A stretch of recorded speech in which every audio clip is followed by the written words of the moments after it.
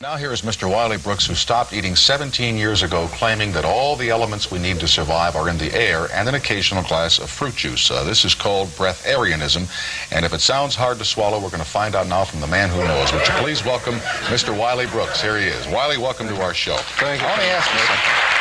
You haven't eaten for 17 years. You have not had a sandwich, a hamburger, hot dog, pretzel, a piece of roast beef, fish, vegetables, nothing for 17 years. Right. Well, let me explain what breatharianism is first, if I might. Breatharianism. But you haven't eaten for 17 years, right, as we know it. Okay. Right. I don't eat. Yes.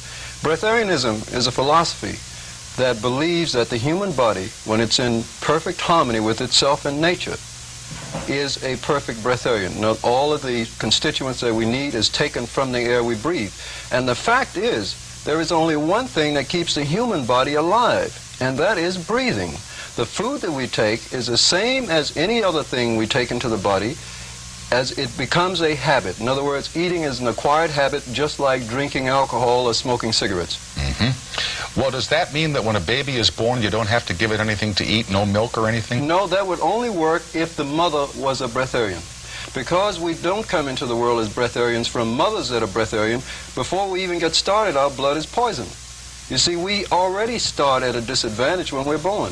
So because of that, a person needs to be an adult, and that's why I don't even lecture people who are young about being a breatharian. First, you must kick the habit of eating. You see, we don't. Yes, that's right. How did you kick it? Yes. Well, in my case, I had a real good reason for wanting to do it, and that's the reason. That is the thing that will help anyone. Go to a bad restaurant every night, that'd do it, wouldn't it? That helps too, right? But my main reason was that I was getting old, you know, and I was my hair was falling out, and my father bald very early, and of course the answer was that it's hereditary, and I hear that all the time. Every time a person stumps his toe, it's hereditary. You see, but I didn't accept that. So I did not want to get old. I was 28 at the time, and I'm almost 50 now. Well, 46.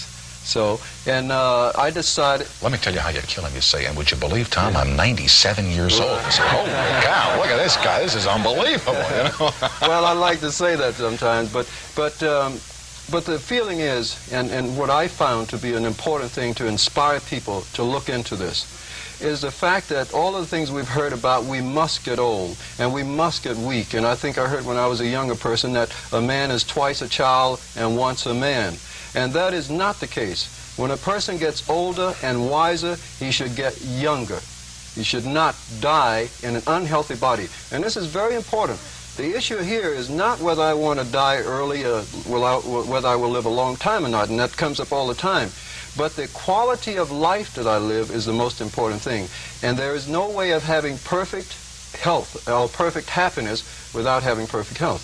So, do you breathe, do a lot of deep breathing and things to get the whatever is in the air that's good for you into your system? No, I don't have to do that. And one of the reasons why I was insistent on finding out how the body worked is because I had always heard that the human body was created by the Creator in perfection.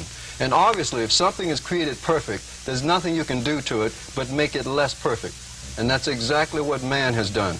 The body was created perfect. It needed nothing but the breath of life which comes from the creative source, God or universal intelligence or whatever name you want to put on it. In that state, man was perfect, and all that we have done to it is that we have taken it from that perfect state to a lower point of consciousness. And that is why our environments and everything that is in our lives are where they are, because of the quality of our blood. You live in Boulder, Colorado. Yes, it's true. They have nice air there, you know what I mean? Yes, that's right. What if you live, forgive me, now this is a great city I'm going to mention. Yes, I understand. What if you live in Secaucus, New Jersey? You know, I mean... It would be a problem. Oh, would?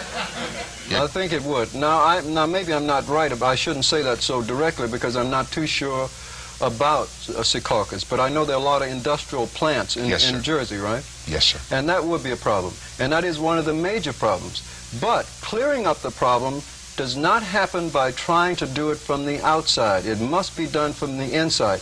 Man's environment is the direct representation or the reflection of what man is himself. So actually, to clear up our environment is necessary to clear up the blood of the people. You see, A breatharian is probably more concerned with the air than a person who's eating everything. How many breatharians are there in this country, would you say? I don't know of that many. I know of several people that have, for instance, there was a young lady who stopped eating when she was 9 years old, and she didn't eat anything for 10 years.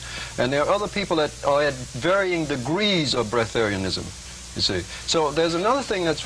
I got to ask you this one on the air, and you're asked it all the time. Right. We read that the hunger strikers in Belfast died. Right. You're living. What's the difference? What's the difference? The difference is, very importantly, they wanted to die.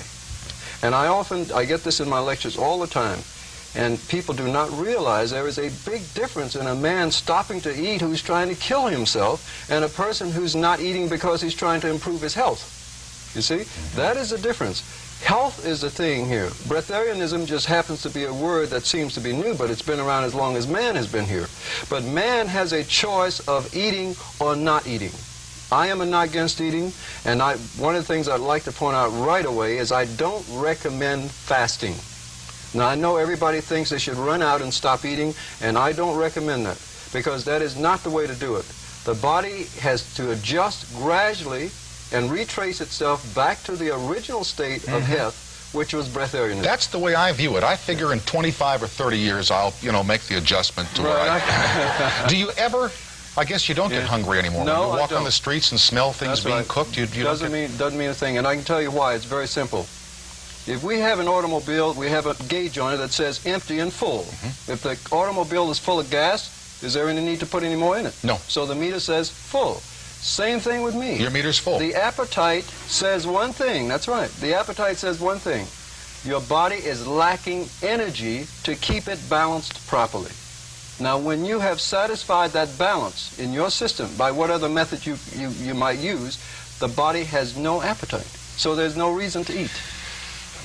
I don't have a lot of time here, but what happens when somebody invites you out to dinner?